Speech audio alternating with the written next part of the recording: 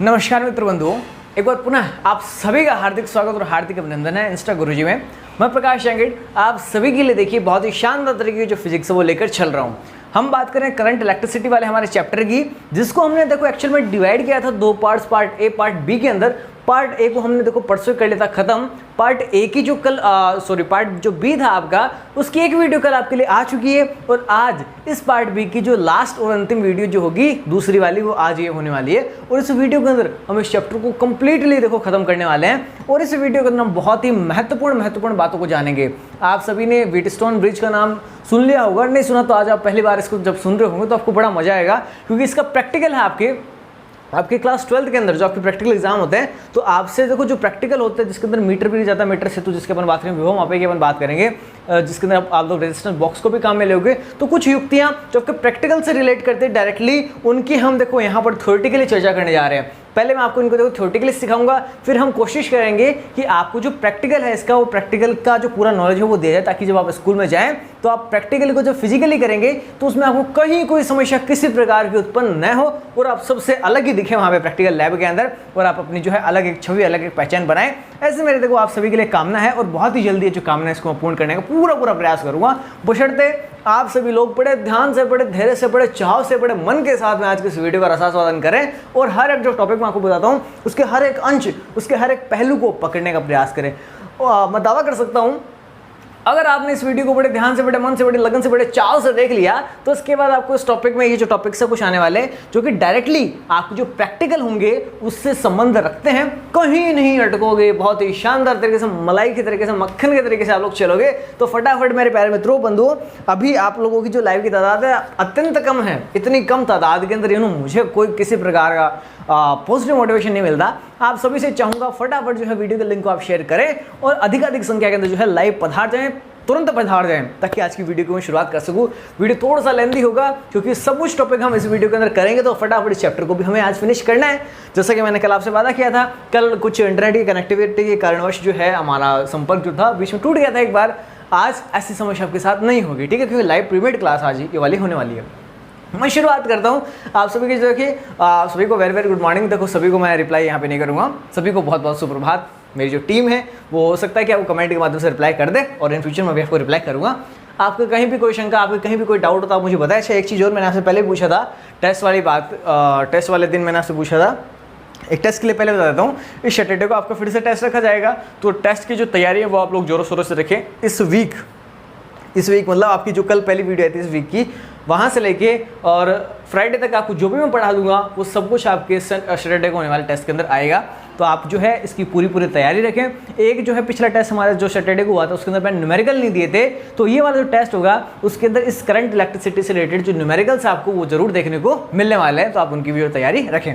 साथ ही मैं जो आपसे बात करने वाला था वो ये थी कि मैं क्लास 10th के लिए जो है वीडियोस लाने की सोच रहा हूँ एक बार फिर से। हालांकि एक बार जो मैंने पूरा कोर्स वहाँ पे करवा रखा है, तो आप में से कितने मेरे ऐसे मित्र बंधु हैं जो कि ये सुनिश्चित कर सकते हैं कि हाँ इतने बच्चे ऐसे हैं जो कि 10th क्लास जो है उसकी वीडियो देखेंगे, लाइव देखेंगे। तो कितने विद्यार्थी मेरे साथ ऐसे जुड़ सकते हैं? तो मैं आप सभी से चाहूँगा कि आप सभी जो है कितने विद्यार्थी आपके संपर्क में हैं जो कि जुड़ सकते हैं, उन सभी का जो संख्या है वो आप मुझे कमेंट के अंदर लिख के बताएं। यदि पर्याप्त सफिशिएंट संख्या मुझे लगी तो ज़रूर मैं उनके लिए भी समय निकाल कर जो है क्लास 10th के लिए एक बार फिर से शानदार जानदार जो 10th की हमारी सीरीज थी फिर से उसको लेकर आऊँगा। ठीक है, आज की वीडियो की देखो कर देते हैं शुरुआत। सबसे पहले मैं आज देखो बात करूँगा कल हमने जो पढ़ा था उससे आगे। कल शुरुआत हमने की थी कुछ परिभाषाओं से, जिसके अंदर हमने सबसे पहले विद्युत परिपथ की परिभाषा को जाना था, फिर हमने लूप को जाना था, पाश को, जो लूप या पाश है उसको जाना था, संधि बिंदु को हमने जाना था, आपका जाल या नेटवर्क को जाना था। ठीक है, तो ये इन सब बातों ये सारी की सारी बातें करने के बाद फिर हमने किरचॉफ के दो नियमों को जाना था। किरचॉफ का जो पहला नियम था जिसके अंदर हमने जाना था, जिसको कि हमने कहा था कि वहाँ पे धारा का नियम, और दूसरा जो नियम था जिसको हमने लूप या पाश का नियम, जिसको हमने वोल्टता का नियम भी कहा था। पहला जो नियम था वो आवेश संरक्षण के सिद्धांत पर हमने सभी ने देखा था कि काम करता है। तो इस प्रकार से हमने जो आपके किरचॉफ के नियम थे उनकी तो बड़ी डिटेल से कर ली कल चर्चा। आज की इस वीडियो की बड़े धैर्यपूर्वक हम लोग देखो करते हैं शुरुआत। सबसे पहला जो आज का टॉपिक है वो है आपका व्हीटस्टोन ब्रिज। जो मैं पहले सबसे पहले बात कर रहा हूँ वो है Wheatstone bridge. Wheatstone bridge BRIDGE, इसको हिंदी में देखो व्हीटस्टोन ब्रिज ही बोलते हैं। व्हीटस्टोन ब्रिज, देखो व्हीटस्टोन जो ब्रिज है इसको ब्रिज भी बोलते हैं, ब्रिज भी लिखते हैं, एक ही बात है, आप लोग समझ जाओगे, ठीक है, इतने समझदार सभी हो, ठीक है। तो भाषागत कहीं आपको कोई समस्या आ रही हो तो उस समस्या के लिए आप स्वयं जिम्मेदार होंगे भी, ठीक है, मैं उसके लिए जिम्मेदारी नहीं लेता। अब व्हीटस्टोन ब्रिज होता क्या है, पहले तो मैं आपको इसका जो डायग्राम वो बना के दिखाता हूँ, दिखने में कैसा होता है। जब हमें इसकी बनावट जो है वो दिखने में पता लग जाएगी, उसके बाद वो समझना बहुत आसान है। और इतने दिन आप लोग मेरे साथ रहकर तो जान ही गए होंगे फिजिक्स तो कितनी आसान है। तो इस आसानी को और ज़्यादा आसान बनाने के लिए आपके लिए बना रहे हैं यहाँ पे देखो डायग्राम। व्हीटस्टोन ब्रिज में देखो होता क्या है, असल में 4 प्रतिरोध हम लोग लेते हैं और उनको देखना किस प्रकार से जोड़ेंगे। हम एक चतुर्भुज के 4 कोनों के रूप में 4 भुजाओं के ऊपर उसको जोड़ते हैं। उनमें से जो 3 प्रतिरोध होते हैं वो तो हमें पता होता है कि उनका मान कितना है, लेकिन एक नालायक प्रतिरोध गरीब ऐसा होता है जिसका प्रतिरोध का मान हमें पता नहीं होता, तो उसका मान हमें निकालना होता है। तो इस अज्ञात प्रतिरोध का मान निकालने के लिए हम जिस युक्ति को उपयोग में लेते हैं उसी युक्ति का नाम क्या है, व्हीटस्टोन ब्रिज। बड़ी डिटेल से देखो आगे बताऊंगा, अभी तो हम इसका ऊपर से ज्ञान ले रहे हैं। देखना आप सभी ने चतुर्भुज को देखा होगा, मान लो एक आपके सामने मैं सम चतुर्भुज बना रहा हूँ। क्या करना है अपन को, इसकी जो 4 भुजाएं हैं, यहाँ से यहाँ से यहाँ से और यहाँ से मैंने मिटा दिया और यहाँ पे क्या जोड़ दिया, प्रतिरोध जोड़ दिया। एक प्रतिरोध यहाँ पे मैंने जोड़ा, एक प्रतिरोध मैंने यहाँ पे जोड़ा, एक प्रतिरोध मैंने यहाँ पे जोड़ा और एक जो प्रतिरोध है वो मैंने यहाँ पे जोड़ दिया। यानी जो आपके इस चतुर्भुज की 4 भुजाएं थी, 4 भुजाओं के ऊपर मैंने 4 प्रतिरोध जोड़ दिए। इनको चलो नाम दे देते हैं। इस वाले प्रतिरोध को मैं नाम देता हूँ P, इस वाले को नाम देता हूँ Q, इस वाले को नाम देता हूँ मैं R, इसको दे देते हैं R और इसको दे देते हैं नाम S। तो मैंने क्या किया, 4 प्रतिरोध थे जिनको मैंने एक चतुर्भुज की 4 भुजाओं के अंदर जोड़ा। फिर देखना मैंने क्या किया, इसकी इस भुजा को थोड़ा सा आगे बढ़ाया और एक बैटरी के साथ में इसको जोड़ दिया। ये देखना मैंने एक बैटरी से जोड़ा, एक कुंजी भी जोड़ दिया ताकि हमें अगर चालू बंद करना तो हम इसको कर सकें। फिर इसको आगे बढ़ाते हुए इस सर्किट को हमने यहाँ से कर दिया कंप्लीट। फिर मेरा मन नहीं माना, यार बीच में कितना खाली खाली लग रहा, सोना सोना लग रहा, तो क्यों ना इसकी मांग भर दें। अब हमें मांग तो नहीं भरनी, लेकिन हमने क्या किया, यहाँ पे एक जोड़ा गैल्वेनोमीटर, यहाँ पे मैंने गैल्वेनोमीटर जोड़ दिया और इस गैल्वेनोमीटर के साथ में भी मैंने यहाँ पे एक छोटी सी कुंजी लगा दी। कुंजी आप सभी समझते हो कि बटन जिसको हम लोग बोलते हैं, जिसको ऑन करेंगे तो परिपथ के अंदर धारा बहेगी और ऑफ करते ही परिपथ जो है टूट जाएगा, यानी धारा नहीं बहेगी। अब ये यहाँ पे आपकी कुंजी है, इसको चलो नाम देता हूँ मैं K1, तो इस वाले को नाम देता हूँ मैं K2, ठीक है। ये आपकी जो बैटरी है प्लस माइनस और इससे I धारा जो है वो प्रवाहित हो रही है। हम देखना यहाँ पे स्मॉल I भी काम में ले सकते हैं, चाहो तो आप कैपिटल I को भी काम में ले सकते हो, कोई दिक्कत वाली बात नहीं है। नोट्स के अंदर मेरा स्मॉल I लिखा हुआ है, तो आपको चलो नोट्स के अकॉर्डिंग बता देता हूँ, तो स्मॉल I, बाकी कैपिटल I अगर आप लिखो तो कोई समस्या वाली बात नहीं होगी, धारा धारा ही होती है। ये आपकी देखना 20 वोल्ट की बैटरी है, कोई समस्या इसके अंदर किसी प्रकार की आनी नहीं चाहिए। अब देखना होता क्या है, इसको काम में कैसे लेते हैं, इसकी क्रियाविधि जो है वो किस प्रकार से होती है, इसको आपको देखो बड़े प्यार से बड़ी डिटेल से समझाने वाला हूँ। सबसे पहले तो देखो व्हीटस्टोन ब्रिज दिखने में होता है ऐसा। अब इसके अंदर देखो क्या क्या है, दोबारा एक बार बता देता हूँ। एक कोई चतुर्भुज होता है जिसकी जो 4 भुजाएं होती है, उन 4 भुजाओं पर हम जोड़ते हैं 4 अलग अलग प्रकार के प्रतिरोध, ठीक है। अब इनमें एक नालायक गरीब प्रतिरोध ऐसा होता है जिसका मान हमें पता नहीं होता, हमें मान निकालना होता है। लेकिन 3 जो है प्रतिरोध बड़े शाणे हैं, बड़े समझदार हैं, क्योंकि इनका जो प्रतिरोध का मान है वो हम सबको पता है। तो यहाँ पे देखो हम लोग ये मानते हैं अमूमन P, Q और R, ये जो आपके 3 प्रतिरोध है इनके मान हमें पता है, और ये जो गरीब S प्रतिरोध है इसका मान हमें पता नहीं है, ये हमें निकालना होता है। तो अब देखना ये जो आपकी व्हीटस्टोन ब्रिज एक युक्ति है, एक डिवाइस है, जो आपके डिवाइस है, ये किस सिद्धांत पर, किस प्रिंसिपल पर काम करती है, इस बात को जानते हैं। इसका देखना प्रिंसिपल समझना कितना शानदार है। इसका प्रिंसिपल कहता है कि ये जो आपकी डिवाइस है, ये जो आपकी युक्ति है, ये शून्य विक्षेप विधि पर आधारित है। कौन सी विधि पर? शून्य विक्षेप विधि के सिद्धांत पर आधारित है। इसको देखो हम इंग्लिश में, यदि मैं मेरे प्यारे प्यारे इंग्लिश में मीडियम वाले जो मित्र बंधु हैं उनके लिए मैं इसको रिपीट करना चाहूँ तो मैं इसको कहूँगा नल डिफ्लेक्शन। डिफ्लेक्शन ये एफ है भाई, नल डिफ्लेक्शन प्रिंसिपल के ऊपर ये क्या है, बेस्ड है। अब नल डिफ्लेक्शन का मतलब क्या होता है, देखो शून्य विक्षेप, विक्षेप किसको बोलते हैं, हमारे गैल्वेनोमीटर देखना यहाँ पे लगा हुआ है। गैल्वेनोमीटर देखो होता कैसे है, ऐसे इसकी गोल गोल अपन ऊपर से देखने को दिखता है, बीच में इसके क्या होते हैं, बिल्कुल से 0 पर होते हैं सुई। इसके 0 एक साइड होता है, एक साइड इधर नंबर होते हैं 1 2 3, एक साइड इधर नंबर होते हैं 1 2 3। अब जब इस गैल्वेनोमीटर के अंदर से किसी प्रकार की कोई धारा नहीं बहती है तो बाय डिफॉल्ट इसकी जो सुई है वो 0 पे रहती है। अगर इसमें धारा बह रही है, अब धारा जो है उसकी दिशा का इसके ऊपर प्रभाव पड़ता है। अगर धारा यू इस साइड बह रही है तो इसकी जो सुई है वो इस साइड में डिफ्लेक्ट होगी, यानी इस साइड में विक्षेपित होगी। अगर इस साइड में धारा जा रही है तो इसकी सुई जो इस साइड में विक्षेपित होगी, यानी या तो आपके लेफ्ट या फिर राइट, लेफ्ट राइट ऐसे घूमेगी अगर इसमें से धारा बहेगी तो। लेकिन मेरे प्यारे मित्र बंधुओं, जब इसके अंदर से किसी प्रकार की कोई धारा नहीं बहती है उस समय ये जो आपका गैल्वेनोमीटर है ये बिल्कुल शून्य पर रहता है, जीरो पे रहता है, इसलिए इसको हम लोग बोलते हैं शून्य विक्षेप। तो जब ये शून्य विक्षेप पे रहेगा इसका सीधा सीधा मतलब क्या है कि इसके अंदर से किसी प्रकार की कोई धारा नहीं बहेगी। यहाँ पर ये जो गैल्वेनोमीटर है वो हमने लगा रखा है यहाँ पे। अब देखना ये जो गैल्वेनोमीटर इसकी स्थिति को देखते हैं, यहाँ पे गैल्वेनोमीटर लगा हुआ है, जैसे ही मैं इस कुंजी को ऑन कर दूंगा, ऑन करते क्या होगा, इस परिपथ जो है ये जुड़ गया, परिपथ के अंदर हमारे गैल्वेनोमीटर। इतनी देर तो देखना एक तार तो फिक्स जुड़ा हुआ है, दूसरा तार इस नीचे से जोड़ने के लिए हमें इस कुंजी को ऑन करना पड़ेगा।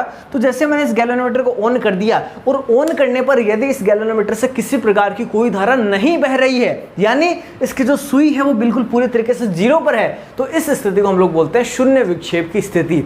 जिस समय गैल्वेनोमीटर शून्य विक्षेप की स्थिति पर होता है उस समय हम बड़े आराम से इस गरीब एस का मान जो है वो निकाल सकते हैं। कैसे निकालेंगे अभी तुरंत आपको मैं जो है डेरिवेशन बताने वाला हूँ। फिलहाल मैं इसके सिद्धांत की बात कर रहा हूँ, तो बड़ा आराम से इस सिद्धांत को आप लोग समझिए कि जो गैल्वेनोमीटर जो आपका व्हीटस्टोन सेतु है, व्हीटस्टोन ब्रिज है, यह शून्य विक्षेप विधि के सिद्धांत पर नल डिफ्लेक्शन जो आपका मेथड है इस प्रिंसिपल के ऊपर बेस्ड एक डिवाइस है जो कि एक अज्ञात प्रतिरोध जिसका हमें मान पता नहीं होता, ऐसे एक रेजिस्टेंस का जो मान है वो हमें निकालने के लिए हेल्प करती है। इसमें 3 अलग अलग प्रकार के प्रतिरोध होते हैं जिनका मान हमें पता होता है और इस 1/4 का हमें गरीब का मान पता नहीं होता। करते क्या है, हम इस बाह्य परिपथ को देखो ऑन करते हैं इस कुंजी K1 की सहायता से। जैसे हमने ऑन कर लिया तो ये आपका जो आई करंट है, देखना ये जो आपके आई धारा है ये आगे जाएगी। जैसे आई धारा आगे गई तो यहाँ पे जाके देखना इसको 2 रास्ते अलग अलग दिख गए। यहाँ तक तो अकेली आई ही आ रही थी, यहाँ पर जैसे आई तो इसका मन विचलित हो गया, इधर जाऊँ कि इधर जाऊँ, इधर जाऊँ कि इधर जाऊँ। तो इसने सोचा दोनों तरफ ही थोड़े थोड़े चल लेते हैं। तो मान लिया ये जो धारा थी इसका कुछ भाग I1 जो भाग है वो इस साइड चला गया और जो कुछ भाग I2 भाग था वो चला गया इस तरफ। समझ में आई बात। अब जैसे ही I1 धारा इस प्रतिरोध P से पार होकर यहाँ पे पहुंचेगी, फिर यहाँ से फिर से क्या जाएगी, आगे की तरफ जाएगी। यानी यहाँ पे भी कौन सी धारा बह रही है, इसके अंदर भी आपके I2 जो धारा है वो बह रही है। कोई समस्या, सॉरी I1 है ना, I1 धारा बह रही है, I1 जाई और I1 ही बहेगी यहाँ पे, तो कोई समस्या नहीं है। ठीक इसी प्रकार से I2 धारा यहाँ से गई और इस प्रतिरोध से भी I2 धारा ही जाएगी, तो यहाँ पे भी कौन सी धारा बह रही है, I2 धारा जो है वो लगातार बह रही है। और फिर से वही बात, I1 इधर से आएगी, I2 इधर से आएगी, फिर से मिलकर फिर से I बन जाएगी। इसमें किसी क्वेश्चन का या समस्या किसी प्रकार की है भी नहीं। आगे बढ़ते हैं। अब देखना इसी चीज़ से मैं इसका एक फॉर्मूला जो वो डिराइव करके लेके आऊँगा, कितना आसान सा है। ये जो प्रिंसिपल है इसका, अभी हम इस प्रिंसिपल की ही बात कर रहे हैं। प्रिंसिपल से देखना हम जो फॉर्मूला उसको किस प्रकार से लेके आते हैं, देखते हैं फटाफट। मतलब फिजिक्स जो है सच में बहुत आसान है, इसको आप अपनी मान के चलिए, अपनी गर्लफ्रेंड या अपना बॉयफ्रेंड इसको मान के चलिए, बहुत आसान है, सच में बहुत आसान है फिजिक्स।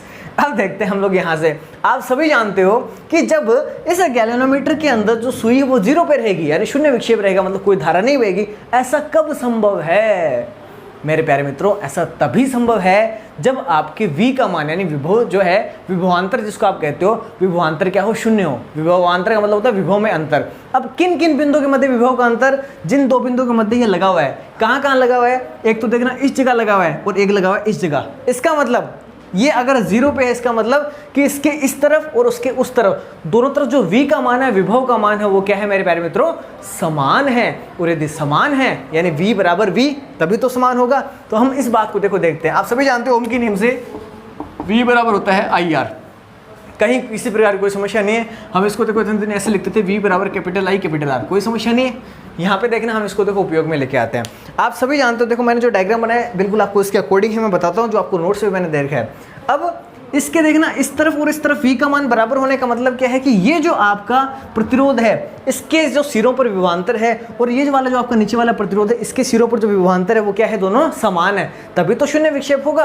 यानी विभवांतर शून्य है, इस बिंदु और इस बिंदु का V का मान समान है, तभी तो विभवांतर यानी जो हमारे गैल्वेनोमीटर के अंदर विक्षेप आया वो कितना है, शून्य है। तो यानी इस प्रतिरोध के अंदर से जो आपके विभवांतर का मान है, इस प्रतिरोध के अंदर जो विभव का मान है वो बराबर है किस वाले के, इस वाले प्रतिरोध के अंदर जो विभव का मान है उसके। तो अब देखते हैं, फटाफट से बात कर लेते हैं। जो मैंने बात अभी आपको थ्योरेटिकली बोली है, क्या उसी बात को मैथमेटिकली रिप्रेजेंट कर सकता हूँ और बहुत आराम से कर सकता हूँ। तो देखिए मेरे प्यारे मित्र बंधु, कैसे करेंगे।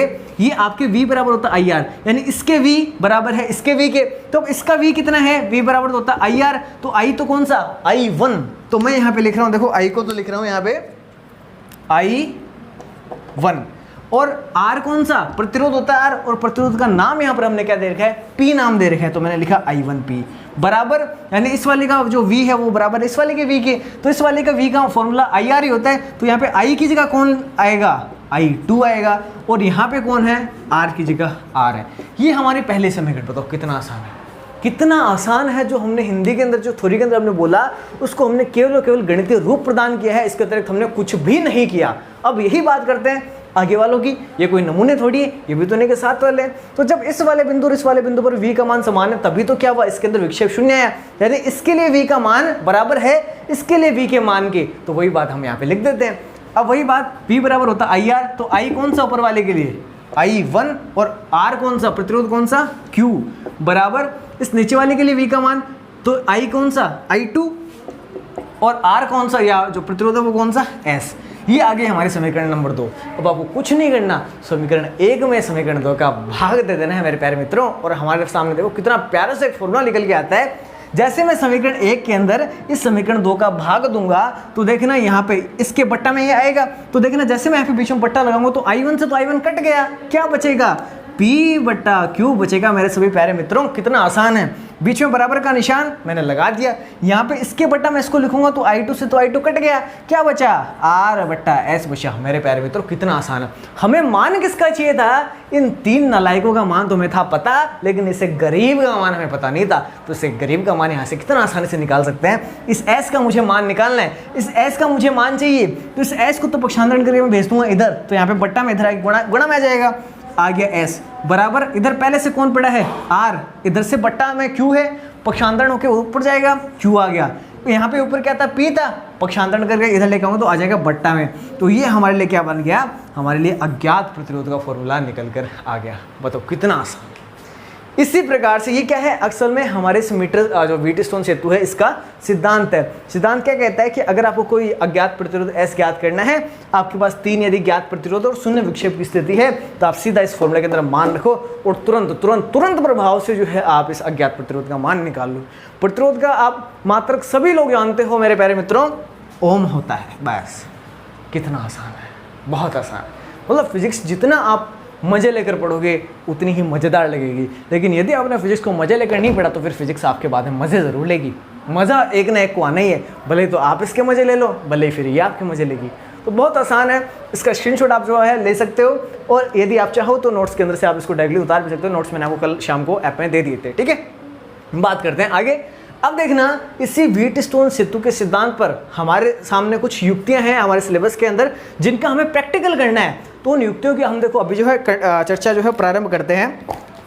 सबसे पहले जो है नोट के अंदर मैंने आपको 3 बिंदु जो आपको नोट्स दिए हैं उनके अंदर नोट के अंदर 3 बिंदु थे, मैं उनको पढ़ देता हूँ ताकि आपको और अच्छे से वो क्लियर हो जाए। पहला हमारा बिंदु था धातुओं के लिए अपवहन वेग का मान 10⁻⁻⁴ मीटर पर सेकेंड होता है। उसके बाद कमरे के ताप पर इलेक्ट्रॉन का जो वेग होता है 10⁵ मीटर पर सेकेंड होता है। उसके बाद इलेक्ट्रॉन की गतिशीलता जो होल से अधिक होती है। तो इन नोट जो है उनको आपको थोड़ा ध्यान में रखना, बाकी ज़्यादा कोई खास ज़रूरत है नहीं। अच्छा, एक जो इंपॉर्टेंट बात मैंने नीचे लिख रखी है नोट्स के अंदर, व्हीटस्टोन सेतु की सुग्राहिता बढ़ाने के लिए सभी प्रतिरोध एक ही कोटि के होने चाहिए।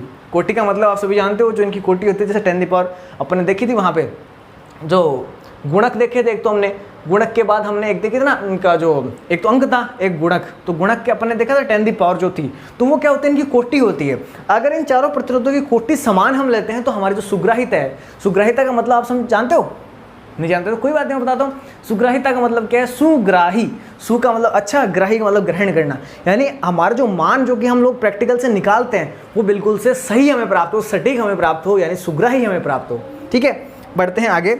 और संतुलन की अवस्था में एक बात और ध्यान रखना, इस संतुलन की अवस्था का मतलब क्या है, जब इसके अंदर जीरो डिफ्लेक्शन है, जीरो इसके अंदर क्या है, आपके विक्षेपण है, वो प्रक्षेपण है, उस स्थिति में भले ही आप ये जो बैटरी वाले दोनों तार है ना, इनको इस गैल्वेनोमीटर वाले की जगह जोड़ दो और इस गैल्वेनोमीटर को निकाल के इसका जोड़ दो, कोई प्रभाव नहीं पड़ेगा, आप कैसे भी कर सकते हो, कोई समस्या नहीं है। ये मैंने आपको नोट्स में बड़े अच्छे से लिख के दे रखा है। आगे बढ़ता हूँ, हमारा अगला जो टॉपिक है वो है मीटर सेतु। फटाफट देखो, मैं बोर्ड को करता हूँ यहाँ पे क्लीन। मीटर सेतु क्या होता है, असल में व्हीटस्टोन ब्रिज के सिद्धांत पर ही आधारित एक युक्ति होती है। मीटर सेतु उसका नाम क्यों पड़ा, देखो इसलिए पढ़ा क्योंकि इसके अंदर हम एक तार लेते हैं काम में, मैग्नीन या कॉन्स्टेंटन का बना हुआ, जिसकी लेंथ कितनी होती है, 1 मीटर होती है। इसी सिलसिले के कारण इसका जो नाम है वो मीटर सेतु पड़ा।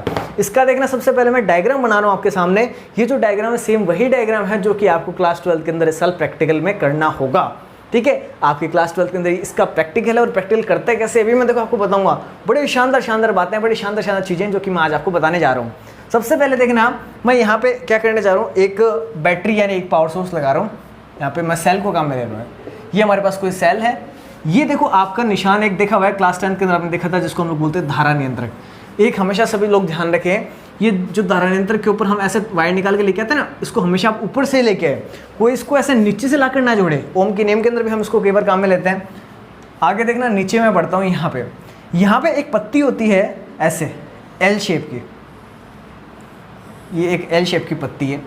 ठीक ऐसे ही यहाँ पे जब मैं नीचे की तरफ आता हूँ तो यहाँ पे भी बिल्कुल इसी की सीधे में एक और पत्ती होती है, ये भी same to same L shape के अंदर होती है।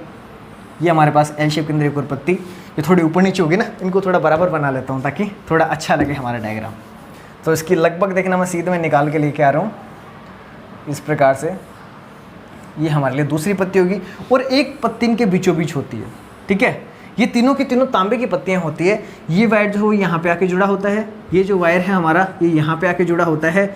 यहाँ पे देखो वायर जोड़ने के लिए, यहाँ पे वायर जोड़ने के लिए, यहाँ पे वायर जोड़ने के लिए, और यहाँ पे वायर जोड़ने के लिए ये क्या होते हैं, 3 स्क्रू होते हैं। एक्चुअल के अंदर आप प्रैक्टिकल करोगे ना अपने लैब के अंदर, तो आपको देखो यहाँ पे एक स्क्रू दिखेगा, यहाँ पे एक स्क्रू दिखेगा, यहाँ पे एक स्क्रू, यहाँ पे एक स्क्रू, यहाँ पे एक स्क्रू, और यहाँ पर एक स्क्रू। इस प्रकार से आपको स्क्रू देखने को मिलेंगे। जो 1 मीटर का तार होता है ना, मैं जिसकी भी बात कर रहा था, वो 1 मीटर का तार देखना कहाँ पर होता है, इस बिंदु और इस बिंदु के बीच में। यहाँ पे हम लोग लगाते हैं कि 1 मीटर का मैग्नीन या कोस्टेटन का बना हुआ तार। अब आप लोगों को मन में आनी चाहिए, सर तार तो ये भी थे। तो मेरे प्यारे मित्रों, ये तार तांबे के हमने काम में लिए थे। ठीक है, इनके ऊपर हम इंसुलिन एक लेयर लगाते हैं, जिससे कि जो आपस में कभी करंट का आदान प्रदान नहीं हो जाए। लेकिन ये वाला जो वायर है ये बड़ा इंपॉर्टेंट है। ये मैग्नीन या कोस्टेटन का बना होता है, जिसका कि जो प्रतिरोध ताप गुणांक हमने बात भी की थी, मैंने आपको टेस्ट में भी क्वेश्चन दिया था, नगण्य होता है। अब करते क्या है, यहाँ पर हम लोग एक जोड़ते हैं प्रतिरोध बॉक्स, जिसको हम लोग बोलते हैं रेजिस्टेंस बॉक्स। थोड़ा सा छोटा बना लो ताकि हमारे डायग्राम के अंदर ये जो सेट हो जाए। ये लो, ये है हमारा प्रतिरोध बॉक्स। इसके अंदर से हम लोग कोई प्रतिरोध निकालेंगे, आर। प्रतिरोध बॉक्स को रेजिस्टेंस बॉक्स भी बोल सकते हो आप, कोई समस्या वाली बात नहीं। एक देखना, यहाँ पे इसके और इसके मध्य वो प्रतिरोध लगाएंगे जिसना लाइक करीब का मान हमें निकालना होगा। जैसे थोड़ी सी देर पहले हम लोग जो काम कर रहे थे ना, वही से मैं यहाँ पे कर रहे काम, बस इसका देखो जो डायग्राम वो चेंज हो गया, एक युक्ति चेंज हो गई हमारी। ये वो प्रतिरोध है ना लाइक जिसका हमें मान निकालना है। मान लो इसको मैं नाम देता हूँ एस, जैसे हमने अभी थोड़ी देर पहले दिया था। आपने क्या देखा, यहाँ से यहाँ तक हमने जो तार जोड़ा है, अब इस तार के साथ में हम छोटी सी डिवाइस लगाते हैं, पेन जैसी डिवाइस होती है, जैसे हमारा पेन होता है ना, इस प्रकार से। आप उस पेन को क्या करते हैं, उसके ऊपर ऐसे रख के चेक करना होता है हमें। तो रख के देखो चेक करेंगे, उस डिवाइस को हम लोग बोलते हैं जोकी। उसको लगाते कैसे हैं, यहाँ से देखना हम एक तार निकालते हैं, कि मैंने ऐसे बना, इसका मतलब क्या है कि ये तार जो है ऊपर वाला, ये इसकी टच नहीं हो रहा, इसके ऊपर से आ रहा है। ये मैंने ऐसे निकाला, और यहाँ पे मेरे पास एक गैल्वेनोमीटर होता है। ठीक है, इस गैल्वेनोमीटर से निकाल कर मैं उस तार को बाहर निकालता हूँ, और यहाँ पे ऐसे इसके ऊपर रखता हूँ। असल में जो ये चोंच मैंने बनाई है यहाँ पे एरो का निशान, ये हमारी जोकी होती है। इस जोकी को हम हाथ से पकड़ते हैं, और हाथ से पकड़ के इस तार पे रख के चेक करते हैं कि कब इस गैल्वेनोमीटर में है जो 0 आ जाए। यानी हमारी जो गैल्वेनोमीटर के अंदर सुई होती है वो किस समय 0 पे रहती है, हमें हमेशा 0 विक्षेप लाना होता है। मान लो कई बार हमने इस जो जोकी है इसको यहाँ पे रख रखा है, उस समय गैल्वेनोमीटर के अंदर 0 आ गया तो हम यही रुक जाएंगे। मान लो कई बार यहाँ पे रखने से आता है, तो वो डिपेंड करता है हमने जो प्रतिरोध है वो कैसे काम में लिया है, और यहाँ से हमने प्रतिरोध बॉक्स से कैसा प्रतिरोध जो है निकाला है। अच्छा, प्रतिरोध निकालना, आप कई बार इस शब्द से कंफ्यूज मत हो जाना कि प्रतिरोध बॉक्स से प्रतिरोध निकालने का मतलब क्या है। देखो, प्रतिरोध बॉक्स होता है एक डब्बा। इस डब्बे के अंदर क्या होता है, यहाँ पे यहाँ पे यहाँ पे यहाँ पे यहाँ पे यहाँ पे यहाँ पे ऐसे छेद होते हैं। उन छेद के अंदर क्या होता है, ऐसे बटने से डली होती है, ऐसे उसको आप ऐसे प्रेस करोगे तो वो चली जाएगी अंदर, बाहर निकालोगे तो बाहर आ जाएगी। तो प्रतिरोध निकालने का मतलब क्या, मान लो यहाँ पे ये 10 ओम के लिए, ये 20 ओम के लिए, 30 ओम के लिए, 40 ओम के लिए, ये है 100 ओम के लिए। जैसे 100 ओम के सामने वाले जो आपकी की है ना, उसको आप जैसे पकड़िए बाहर निकालोगे, तो बाहर निकालने का मतलब है कि आपने 100 ओम का प्रतिरोध उसमें लगा दिया। अब आप ये ना सोचें कि हमने तो कुंजी तो बाहर निकाली है, लगाया कैसे। जैसे आप उसको बाहर निकालते हो तो अपने आप 100 ओम का प्रतिरोध वहाँ पर काम करने लग गया था मेरे प्यारे मित्रों। तो आगे से जब भी मैं काम में लूँ कि हमने यहाँ से प्रतिरोध बॉक्स से उच्च प्रतिरोध को निकाला, तो उसका मतलब क्या है, वहाँ से कुंजी को निकाला, जिससे प्रतिरोध जो है वो इस परिपथ के अंदर जुड़ गया। ठीक है, बढ़ते हैं आगे फटाफट, बिना आपको कन्फ्यूजन के मैं आगे लेके जाता हूँ। अब जब हम इसको देखो जोकी से नापते हैं, मान लो इस जगह आके जो हमारे गैल्वेनोमीटर के अंदर 0 आ गया, तो जिस जगह पे 0 आ जाता है उससे लेफ्ट साइड वाली जो इस तार की लेंथ है, इसको तो हम हमेशा मानते हैं स्मॉल एल, मतलब जिस जगह पे हमने इसको रखा, रखने से हमारे गैलोमीटर के अंदर 0 आ गया, उससे लेफ्ट साइड जो है इस वाले तार की जो लंबाई उसको तो हम लोग बोलते हैं एल। अब इस एल के अलावा जो भी हमारी बच गई, यानी यहाँ से लेके यहाँ तक की लेंथ, इसको हम लोग बोलते हैं 100 माइनस एल। अब इसको 100 माइनस एल क्यों बोला, मेरे सभी प्यारे मित्र जानते हुए इस बात को, हमने क्या कहा था कि 1 मीटर का हमने तार काम में लिया है, 1 मीटर मतलब 100 सेंटीमीटर, तो 100 सेंटीमीटर में से एल सेंटीमीटर तो इस साइड रह गया, तो बचा हुआ कितना, 100 में से एल घटा देंगे, तो 100 माइनस एल सेंटीमीटर का ये हमारा क्या बन गया, एक मीटर सेतु तैयार हो गया। अब इस मीटर सेतु के बारे में तो थोड़ी बात कर लेते हैं। इसका नाम है धारा नियंत्रक, जिसको रियोस्टेट बोलते हैं, RH से इसको दर्शाते हैं। ये हमारी है कुंजी K1, इसको मैं नाम दे देता हूँ, वैसे तो K2 की इसकी जरूरत नहीं, तो आप चाहे इसको खाली K भी नाम दे सकते हो। ये प्लस माइनस, ये हमारे लिए जो विद्युत वाहक बल का एक स्रोत है वो जुड़ गया बैटरी के रूप में। ये 10 से बहने लग गया इसके अंदर I धारा। कोई समस्या किसी को होनी भी नहीं चाहिए, और अगर है तो उसको बाहर फेंक देना, निकाल के, ठीक है, हालांकि कोई समस्या आएगी नहीं। अब देखना, ये सेम टू सेम डायग्राम आपको अपनी जो प्रैक्टिकल आप करोगे ना, तो आपकी कॉपी के अंदर भी आपको बनाना है, और जब आपका मेन एग्जाम होगा वहाँ पे भी आपको इसको बनाना है। मतलब कॉपी में बनाने का मेरा मतलब ये था कि जब आपको प्रैक्टिकल करवाया जाएगा लैब के अंदर, तो आपको एक रजिस्टर फाइल तैयार करनी होती है, तो उस रजिस्टर फाइल के अंदर आपको डायग्राम भी बनाना होता है। इस चैप्टर में भी आपसे एक कई बार क्वेश्चन पूछा जा सकता है, हालांकि संभावना थोड़ी कम है, लेकिन फिर भी आप लोग जो है इसके लिए प्रिपेयर रहे। प्रैक्टिकल करते कैसे मैंने आपको बड़ा आराम से सिखा दिया कि आप क्या करेंगे, यहाँ से कोई एक प्रतिरोध निकालेंगे और ये आप अज्ञात प्रतिरोध यहाँ पे लगा देंगे, आपको जिसका मान ज्ञात करना है। फिर आप क्या करेंगे, जोकी से, इसको जोकी बोलते हैं, इसका नाम देखो थोड़ा ध्यान में दे लें, जोकी JOCKY, एक ही कंपनी भी है अंडरगारमेंट्स की, लेकिन हमें उस पर नहीं जाना, ठीक है। तो इस जोकी का उपयोग हम क्या करते हैं, इस तार पे रख के हम लेंथ चेक करते हैं कि किस जगह जाके इस कैलोमीटर के अंदर जो विक्षेप है वो 0 आ गया। जहाँ पे 0 आ गया इस कैलोमीटर के अंदर विक्षेप, उससे यहाँ पे एक स्केल और लगा होता है। अच्छा, ये मैं आपको बताना भूल गया, यहाँ पे इसके नीचे एक स्केल लगा होता है लकड़ी का बना हुआ। आप जब लैब में प्रैक्टिकल करोगे उस स्केल पे 0 से लेके 100 सेंटीमीटर तक का, जैसे अपना स्केल होता है नॉर्मल जो स्केल होता है, वैसा स्केल होता है जिसके अंदर सेंटीमीटर के अंदर आपको पैमाना होता है। तो आप उस स्केल पे देखोगे हाँ इससे इधर इधर कितना रह गया, मान लो 70 सेंटीमीटर है, तो 70 सेंटीमीटर तो आपके लिए एल का मान हो गया, और बचा 100 में से 70 को घटा 30 सेंटीमीटर बचा, तो 30 सेंटीमीटर आपके 100 माइनस एल का मान हो गया। अब काम कैसे करता है ये, आपने अभी भी देखो व्हीटस्टोन सेतु को देखा था, तो व्हीटस्टोन के अंदर क्या था, एक ये प्रतिरोध, एक ये वाला प्रतिरोध, एक आपका ये वाला प्रतिरोध, और एक आपका ये यहाँ पे जो अपना प्रतिरोध था ये वाला प्रतिरोध। इसको हमने देखो नाम दिया था, आपको ध्यान हो अच्छी प्रकार से, अभी थोड़ी देर पहले हमने किया है। इसको हमने नाम दिया था P, इसको हमने नाम दिया था Q, इसको हमने नाम दिया था R, इसको हमने नाम दिया था S। और हमारा जो फॉर्मूला आया था, हमारा फॉर्मूला क्या आया था, P बट्टा Q बराबर R बट्टा S। आप सबको यदि याद हो तो हमारा ये फॉर्मूला थोड़ी सी देर पहले आया था, यानी आपका P बट्टा Q R बट्टा S, ये आपका फॉर्मूला यहाँ पे बना था। तो ठीक उसी प्रकार से इसके लिए हम उसी से वो फॉर्मूला काम में लेंगे, क्योंकि असल में जो आपका मीटर सेतु होता है इसको हम लोग बोलते हैं मीटर ब्रिज, इंग्लिश में इसका नाम है मीटर ब्रिज, या हिंदी में इसको हम लोग बोलते हैं मीटर सेतु। मीटर सेतु क्यों बोला आप सबको मैंने बता दिया, क्योंकि 1 मीटर का इसके अंदर तार काम में लेते हैं। मीटर सेतु किस सिद्धांत पर आधारित है, तो ध्यान रखना व्हीटस्टोन ब्रिज के सिद्धांत पर आधारित एक युक्ति होती है। अब उसी को देखो इसके अंदर हम लोग इंप्लीमेंट करेंगे। यहाँ से R एक प्रतिरोध है, S एक प्रतिरोध जो हमें अज्ञात प्रतिरोध के रूप में काम में लेना है। अब यहाँ पे देखना जो हमने ये L लंबाई मानी है, कि जो हमने L लंबाई मानी है, यहाँ पे P और Q हम लोग देखो नाम देंगे। जो आपको देखो डायग्राम मैंने आपको कॉपी के अंदर दे रखा है ना, उस डायग्राम के अंदर मैंने आपको बता भी रखा है। ये जो आपका L लंबाई का तार है ना, इस L लंबाई के तार का प्रतिरोध होता है P, और ये जो आपका 100 माइनस L है इसका प्रतिरोध हम लोग मान लेते हैं Q। तो देखना वो जो हमने फॉर्मूला बनाया था उस फॉर्मूले को यहाँ पे लगाते हैं। हमारा फॉर्मूला क्या कहता है, P बट्टा Q बराबर R बट्टा S। तो इसको देखो मैं यहाँ से मिटाता हूँ और इसको हम यहीं कर लेते हैं, कितना आसान से है। तो P की जगह मैं क्या मान रखूँ मुझे बताओ, ये फॉर्मूला मुझे यहाँ पे लिखने की जरूरत है क्या बार बार, कोई जरूरत नहीं। आप सभी देखो होशियार हो, फिर भी अगर कोई नालायक है तो उसके लिए मैं लिख देता हूँ P बट्टा Q बराबर R बट्टा S, कोई समस्या नहीं है। P का मान कितना, P का मान है इस L के बराबर है, लेंथ के बराबर, तो मैंने लिखा L बट्टा Q का मान कितना नालायक का 100 माइनस L। कोई समस्या किसी को, और हो तो मुझे मत बताना। आगे बढ़ते हैं, बराबर R बट्टा S। R क्या है, वो प्रतिरोध जो हमने प्रतिरोध बॉक्स से निकाला है, और S क्या चीज़ है, वो अज्ञात प्रतिरोध जिसका हमें मान ज्ञात करना है। अब हमें मान तो किसका चाहिए, S का चाहिए, तो बस बाकी को इधर भेज दो, S को एक तरफ रख लो। तो मैंने इससे देखो क्या किया, S को इधर ले आया पकड़ के, तो S बराबर क्या बना हमारे पास, R तो इधर पहले से पड़ा है, बट्टा में क्या था 100 माइनस L था, इसको हम पक्षांतरण करके इस साइड भेज दूंगा, तो R तो पहले से पड़ा है, 100 माइनस L आ गया इसके पास में, बट्टा ये जो L पहले ऊपर था अब इधर जाके भाग में आ गया, और ये हमारा बन गया फॉर्मूला। बस बताओ कितना आसान है, कितना आसान है मीटर सेतु। ये आपको प्रैक्टिकल हो रहा है, और प्रैक्टिकल आपके 44 नंबर्स जो हैं वो आपको देते हैं, तो कितना आसानी से आप लोग 44 नंबर ला सकते हो भाई।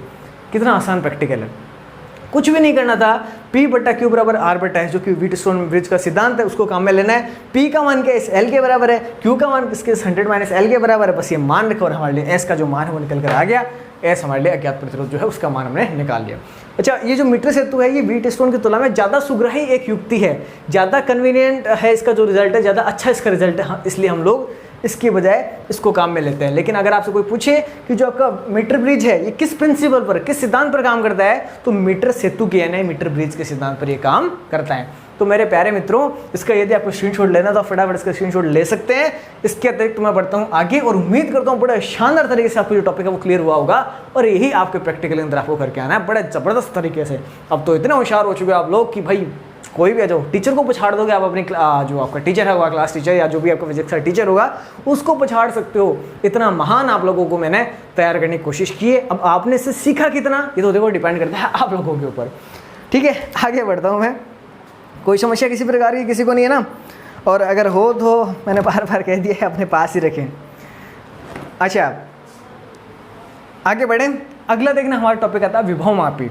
गर्मी काफ़ी बढ़ रही है भाई, पर क्या इलाज है, आपको मुझे चैप्टर आज पूरा करवाना है। ठीक है, तो विभव मापी है, विभव मापी का मानकीकरण है, विभव मापी की सुग्राहिता है, विभव मापी के उपयोग है। ठीक है, फिर इसके सहायता से हम लोग देखो क्या करेंगे, पहले तो विभव मापी की सहायता से सेलों के विद्युत वाहक बलों की तुलना करेंगे, उसके बाद विभव मापी की सहायता से सेल का आंतरिक प्रतिरोध भी हम लोग ज्ञात करेंगे। ये सब कुछ काम हमें आज ही करना है। ठीक है, तो थोड़ा सा मन को कठोर बनाएं और कठोर बना के अपने दिमाग की सभी ज्ञानेंद्रियों को खोलें और सभी ज्ञानेंद्रियों से जो ज्ञान है उसका अर्जन करने का प्रयास करें। मैं फटाफट इसको करता हूँ साफ। कितना अच्छा डायग्राम था वैसे तो, गलती मिटा रहा हूँ, कोई नहीं, आगे बढ़ेंगे। अगला हमारा आता है विभव मापी। तो देखो विभव मापी नाम से स्पष्ट है, विभव का मापन करेगा क्या है। देखो विभव मापी के बारे में बताता हूँ। विभव मापी भी शून्य विक्षेप विधि पर आधारित एक विभव मापन का उपकरण है। ठीक है, तो इससे हम लोग क्या मापेंगे, विभव का मापन करेंगे। विभव मापन का उपकरण है, इससे आदर्श वोल्ट मीटर भी कहते हैं। देखो हम जो वोल्ट मीटर काम में लेते हैं असल में उसके अंदर सुग्राह्यता से संबंधित कभी कभी इशू हो जाते हैं, लेकिन जो विभव मापी है ना ये प्योर हमारे लिए जो मान है वो प्रदान करता है, तो इसलिए हम इसको आदर्श वोल्ट मीटर भी इसको कह सकते हैं। क्योंकि देखो विभव मापी बिना धारा प्रयुक्त किए और विभवांतर यानी विभव और ईएमएफ का मापन कर सकता है। इसकी खास बात क्या होती है कि ये जो आपके विभव मापी है ये धारा का उपयोग नहीं करता। आपने इसको जिस परिपथ के अंदर लगाया उस परिपथ से धारा ये नहीं लेगा, फिर भी ये विभव जो आपके मान है उसका बता देगा, विभवांतर का मान बता देता है, इसलिए इसको हम लोग क्या बोलते हैं, आदर्श वोल्टमीटर कहते हैं। बनावट की बात करें तो उसकी बनावट देखो बहुत ही आसान है, इसके अंदर कोई ज़्यादा झोड़ ही नहीं, जो हमने अभी बनाया था ना उससे बहुत ही छोटा सा है। क्या करेंगे, एक हमने देखना यहाँ पे सेल लगाया, एक ये लगा दी कुंजी, ये हमने लगा दिया देखना यहाँ पे धारा नियंत्रक को, और ये जो धारा नियंत्रक है ये वाला वायर हम लोग नीचे लेके आए और इसको हमने यहाँ पे जोड़ दिया। तो देखना ये जो वायर है ये भी एक स्पेशल वायर है, मैग्नीन या कॉन्स्टेंटन का बना हुआ। इसकी जो लेंथ है वो देखो बहुत ज़्यादा हो सकती है। यहाँ से हमने क्या किया, एक बैटरी को जोड़ा। एक सेकेंड, मैं इसके अंदर शायद कुछ कमी रहेगी, नहीं सही है, सही चल रहा हूँ, बिल्कुल से सही चल रहा हूँ। यहाँ पे मैंने एक जोड़ा गैल्वेनोमीटर को, और यहाँ से जो जोकी है मैंने इसको कहाँ पे भी ले जाके कर दिया टच, प्लस माइनस। ये इसको मैंने नाम दिया है E2, ये हमारा पहला वाला, इसको हमने नाम दिया है E1 प्लस माइनस, और इधर से इसके अंदर जो है धारा I बह रही है, ये मैंने कुंजी कर दिया प्रारंभ, ये हमारा है धारा नियंत्रक। ठीक है, किसी प्रकार की कोई समस्या किसी को है नहीं। अच्छा, इसको हम जो आपको मैंने नोट्स दिए हैं उसके अंदर मैंने इसको EP से भी लिख रखा है। ये आपका E प्राइमरी है सेल और ये सेकेंडरी है। सेकेंडरी को मैंने नीचे S नहीं लिखा, या आप E2 लिख सकते हो, और चाहे तो मैंने अगर आप नोट्स के अकॉर्डिंग चलो तो मैंने खाली इसको E लिख रखा है, पर कोई समस्या आपके नहीं आएगी। ठीक है, इस पॉइंट को मैं नाम देता हूँ A, इस पॉइंट को मैं नाम देता हूँ B। देखो विभव मापी में जो सबसे इंपॉर्टेंट बात है इसकी वो समझ ले, बनावट के अंदर इसकी यही उससे अलग चीज़ है। बाकी आपको डायग्राम देखने में बहुत ही सिंपल लग रहा होगा, ये वाला तार आपको कितना सिंपल सा लग रहा है, लेकिन इस तार के बारे में सुनो मेरी बात जो मैं आपको बताने जा रहा हूँ। देखो विभव मापी में मैग्नीन, यूरेका या कॉन्स्टेंटन का बना एक 10 मीटर लंबा तार होता है। पिछले वाले के अंदर क्या था, केवल 1 मीटर लंबा यानी 100 सेंटीमीटर लंबा एक तार था, यहाँ पर ये 10 मीटर लंबा तार है। अब आप सोचोगे सर इतनी सी जगह के अंदर 10 मीटर तार आ नहीं सकता, तो क्या पता बहुत बड़ा होता होगा। 10 मीटर तो बहुत बड़ी लेंथ होती होगी, हमारी तो ले भी नहीं इतनी बड़ी। तो मेरे प्यारे मित्रों असल में होता क्या है, देखो एक ऐसा बोर्ड होता है लकड़ी का, इस लकड़ी के बोर्ड में होता क्या है, यहाँ पे पत्तियाँ लगी होती हैं 2। अब इन पत्तियों के अंदर क्या है, यहाँ पे छोटे छोटे कील लगाई होती है, इधर इधर इधर इधर 5 कील इधर 5 कील उधर। अब करते क्या, यहाँ से देखना तार को स्टार्ट करते हैं और इसके पीछे से मोड़ कर इसको ले आते हैं, फिर से स्टार्ट करते हैं, मोड़ के ले आते हैं, मोड़ के ले आते हैं, और इस प्रकार से करते करते टोटल 10 मीटर लंबा ये तार हो जाता है। इस प्रकार से जो तार है वो 10 मीटर होता है। लास्ट में ये वापस भी आएगा, और दोनों सिरे इसके एक ही तरफ से निकल जाएंगे। ठीक है, तो समझे 10 मीटर किस प्रकार से होता है। असल में जो तार आपको ए बी के मध्य दिख रहा है ये छोटा सा नहीं है, 10 मीटर लंबा तार है। 10 मीटर इसको कैसे बनाया गया, एक लकड़ी के बोर्ड पर एक पत्ती इधर एक पत्ती इधर लगाई और उन पत्तियों के नीचे जो है कील लगी होती है, उन कील के जरिए इस तार को ऐसे बांधा जाता है। जैसे आपने गिटार के तार देखे होंगे, ठीक उसी प्रकार से गिटार के तार की तरह हम इसको बांधते हैं। मैग्नेटिक कॉन्सेंट्रेट या फिर यूरेका का बना हुआ जो तार है वो होता है। टोटल 10 मीटर लंबा ये तार है। और इसके बाद जो अगली बातें हैं वो आपको साफ साफ दिख ही रही है। यहाँ से हम जो इसका एक सिरा होता है हम इसको निकालते हैं, एक बैटरी जो है वो यहाँ पे जोड़ते हैं, सेकेंडरी बैटरी जिसको हम लोग बोलते हैं, सेकेंडरी सेल जिसको हम लोग बोल सकते हैं, एक गैल्वेनोमीटर के साथ जोड़कर जो कि इसके ऊपर रख के देखते हैं कहाँ पर हमें शून्य विक्षेप प्राप्त होता है। ये भी शून्य विक्षेप विधि पर आधारित एक युक्ति है। तो देखो इस तार के दोनों ओर संयोजक पेंचों से कसे होते हैं, जो कि मैंने आपको जो यहाँ पे बताया था ना वही बात थी यहाँ पे। तो नोट्स के अंदर मैंने जो आपको लिख के दे रखा उसको साथ साथ में पढ़ भी रहा हूँ ताकि आपको नोट्स में कुछ भी अटपटा नहीं लगे, ऐसा ना लगे कि ये तो भाई नई चीज़ है और हमने तो नई चीज़ अलग चीज़ पढ़ी थी। तो ऐसे आपके साथ क्या हो, कभी कोई समस्या आएगी नहीं। अब बात करते हैं प्राथमिक परिपथ की। प्राथमिक परिपथ देखो इसके अंदर दो परिपथ बन रहे हैं, एक तो पहले वाला एक ही दूसरे वाला। प्राइमरी जो आपका सर्किट है इसके अंदर आपकी एक तो ईपी सेल लगा हुआ है, एक आपकी कुंजी किया लगी हुई है, एक धारा नियंत्रण लगा हुआ है। इसके अंदर आई जो धारा है वो प्रवाहित हो रही है, प्राइमरी सर्किट है। सेकेंडरी सर्किट के अंदर एक दूसरी बैटरी लगी हुई है और यहाँ पर एक गैल्वेनोमीटर हमने जोड़ रखा है जोकी की सहायता से। अब देखना इस परिपथ में यानी प्राथमिक परिपथ के अंदर तार AB के श्रेणी क्रम में एक बैटरी, एक कुंजी, एक धारा नियंत्रक जुड़े होते हैं। बैटरी का पॉजिटिव सिरा सदैव तार के A सिरे से जुड़ा होता है मेरे प्यारे मित्रों। जो पॉजिटिव सिरा होगा ना इस बैटरी का वो हमेशा तार के A सिरे से ही हम लोग जोड़ते हैं। आगे बढ़ूँ मैं, जो द्वितीयक परिपथ है इसका उपयोग के अनुसार हम अलग अलग रूप से लेते हैं, हम इसी वीडियो के अंदर देखेंगे। हमने यहाँ पे तो देखो सेल जोड़ रखा है, फिर हम जब सेलों की तुलना करेंगे, किसी सेल का आंतरिक प्रतिरोध ज्ञात करेंगे, तो इसी सेकेंडरी जो आपका सर्किट है इसको हम चेंज करेंगे। इसके यहाँ पे हाई रेजिस्टेंस बॉक्स जोड़ेंगे, या फिर हमें दो सेलों की यदि तुलना करनी है तो हम यहाँ पे दो सर्किट लगाएंगे, एक तो ये वाला, एक कोई दूसरे सेल के लिए हम जब इसकी तुलना करेंगे। वो शानदार देखो ये प्रैक्टिकल वो होता है, बहुत आसान सा प्रैक्टिकल होता है। लेकिन टीचर्स क्या होते हैं कई बार मैंने तो देखो ये देखा है अपने लाइफ के अंदर कि जो टीचर्स होते हैं वो ढंग से प्रैक्टिकल करवाते नहीं है, लेकिन मैं आपको बड़े ध्यान से बड़े इंटरेस्टिंग वे के अंदर आपको सारे एज ए प्रैक्टिकल आपको बता रहा हूँ। और यदि संभव हुआ तो आपको रियलिस्टिक जो लैब के अंदर हम लोग प्रैक्टिकल करते हैं, आपको प्रैक्टिकल जो है उसकी वीडियो बना के अभी आपको मैं प्रेषित कर दूंगा, भेज दूंगा। फिलहाल हम देखो इस टॉपिक को खत्म करते हैं।